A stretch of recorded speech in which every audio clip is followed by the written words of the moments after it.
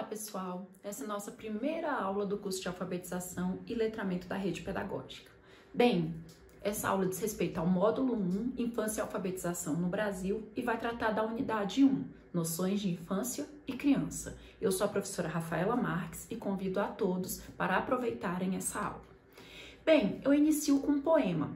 Eu trouxe um poema de um professor italiano, também escritor, chamado Loris Malaguzzi, que foi muito importante e que desenvolveu o que ele chama de pedagogia da escuta. Ele gostava muito de trabalhar com crianças. E daí eu trouxe um trecho, porque ele é bem grande, do poema dele que se intitula As 100 Linguagens da Criança. Bem, diz o seguinte: a criança tem 100 linguagens e depois 100, 100, 100, mas roubaram-lhe 99. A escola e a cultura lhe separam a cabeça do corpo. Dizem-lhe de pensar sem as mãos, de fazer sem a cabeça, de escutar e de não falar, de compreender sem alegrias, de amar e de maravilhar-se só na Páscoa e no Natal. Dizem-lhe de descobrir um mundo que já existe e de 100 roubaram-lhe 99. Dizem-lhe que o jogo e o trabalho, a realidade e a fantasia, a ciência e a imaginação, o céu e a terra, a razão e o sonho são coisas que não estão juntas. Dizem-lhe que as 100 não existem. A criança diz, ao contrário, as 100 existem. Bem, essa provocação inicial foi para a gente pensar a respeito da escuta, a respeito da linguagem e a respeito da criança. Em um curso de alfabetização e letramento, a gente precisa partir da criança, principalmente porque esse curso perpassa a alfabetização de crianças. Mas a gente precisa ouvi-las, compreendê-las, se colocar no lugar delas, perceber o ponto de vista delas.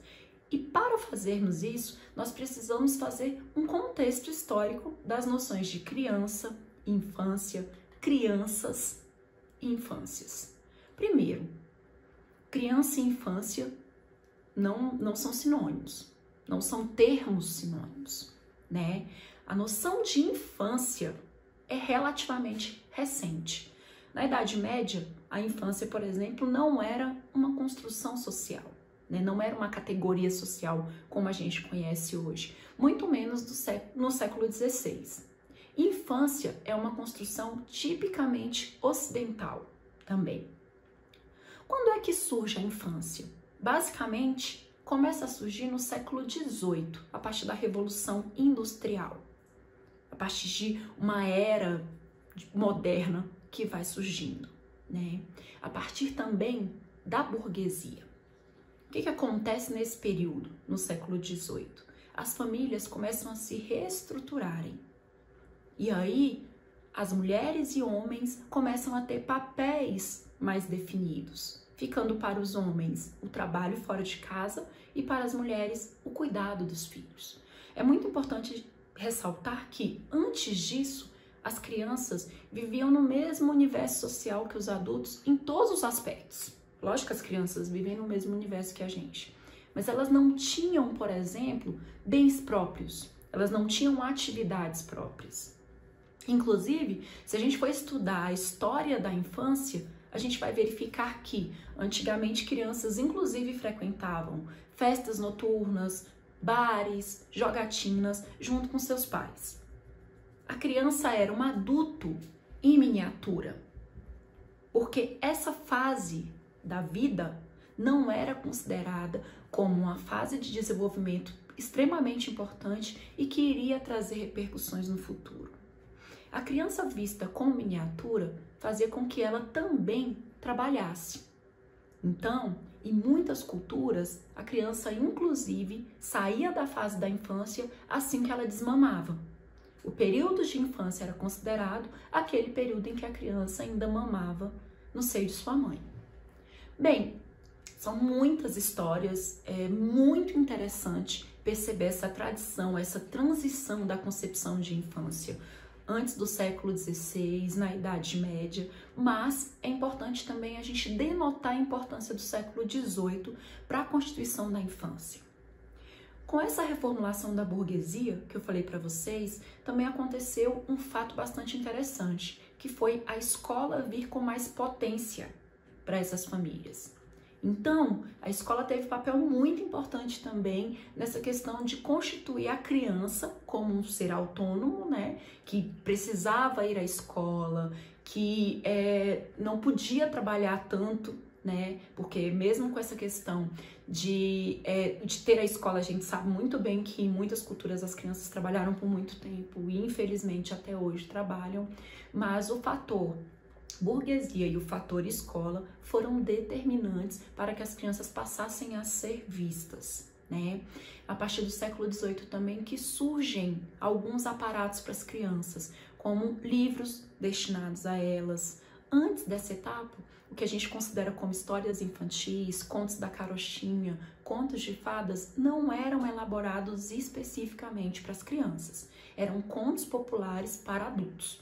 A partir desse momento, as histórias começam a ter mais a cara das crianças, começam a vir com um viés mais para crianças mesmo, retirando algumas partes que tinham nelas quando elas eram para adultos. Inclusive eram histórias que causavam muito medo.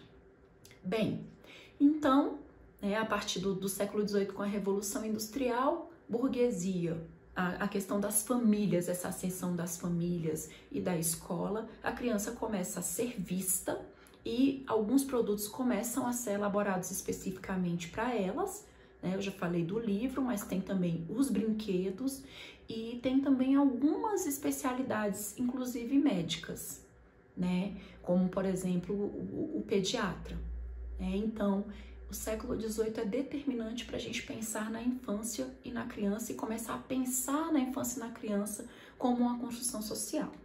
Bem, na Revolução Industrial, né, a criança começa a deter esse novo papel na sociedade, né? Então, esses produtos industrializados como o brinquedo, culturais como o livro, novos ramos da ciência como a psicologia infantil, a pedagogia e a pediatria começam a se desenvolver e tem a criança como destinatária.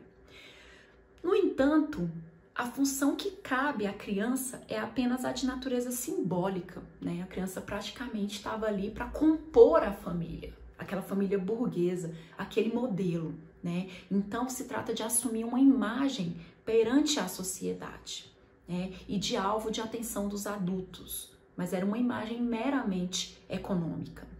Em decorrência disso, a faixa etária equivalente à infância e o indivíduo que perpassa essa faixa etária recebem, sim, uma certa atenção e atributos, né? Então, ela é culturalmente, coletivamente promovida. Mas, por outro lado, né, começam a enxergar a criança com algumas fragilidades que eles consideravam como virtude, que era a desproteção, a dependência. Então, a criança não era vista como autônoma, e sim como ser que demandava muita atenção. O mais importante dessa etapa foi a diminuição do trabalho infantil, que antes disso as crianças realmente, a partir do momento que elas adquiriam certa desenvoltura, elas iam trabalhar com a família, nas fábricas ou em trabalhos rurais, né? Então, houve sim a diminuição do trabalho infantil, mas ainda não houve o protagonismo infantil. Bem, a gente sabe também que para ciências sociais, por exemplo, para a sociologia, a infância, para a sociologia clássica, tradicional, a infância era considerada uma etapa de completa independência. Ou seja, a infância não era uma etapa que demandava cuidados e a criança era silenciada, né? O que a gente diz é isso. Havia uma lacuna mesmo de estudos sobre a infância, porque as crianças praticamente não apareciam, né? Essa tendência tende a mudar, né? A gente sabe que hoje em dia as crianças são completamente diferentes, mas esse percurso histórico se faz necessário sim para a gente compreender como foi essa evolução do que a gente chama de criança hoje e para a gente entender também porque algumas pessoas, principalmente as mais velhas, não compreendem determinadas coisas. A gente tem ainda hoje essa questão, no meu tempo era diferente. Imagine como era na Idade Média, em que as crianças até se vestiam como os adultos, eram realmente adultos em miniatura, frequentavam os mesmos espaços, passavam pelas mesmas privações, às vezes exerciam as mesmas funções.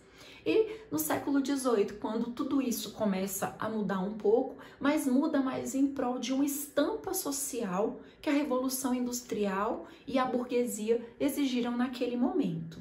Importante situar o papel da escola no século XVIII também e o início de uma produção de bens para a criança, né? Essa perspectiva faz com que a gente entenda também o processo de aquisição de conhecimento pelas crianças, né? Por que que isso ocorre da forma como é até hoje em alguns locais? Porque é uma visão tão tradicional.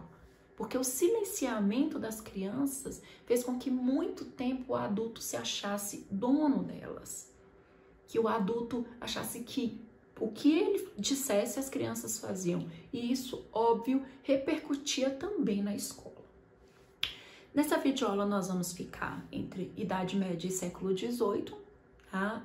Fazendo esse percurso do papel da criança nessas etapas. Vimos que há modificações, mas não são modificações ainda consistentes no sentido de dar voz à criança. E voltando ao poema inicial, sim, ainda roubam-lhe 99 de 100, né? São 100 linguagens, mas ainda roubam-lhe 99, ainda tomam da criança 99 linguagens nesta etapa. A gente vai ver daqui para frente se há mudanças. Até a próxima!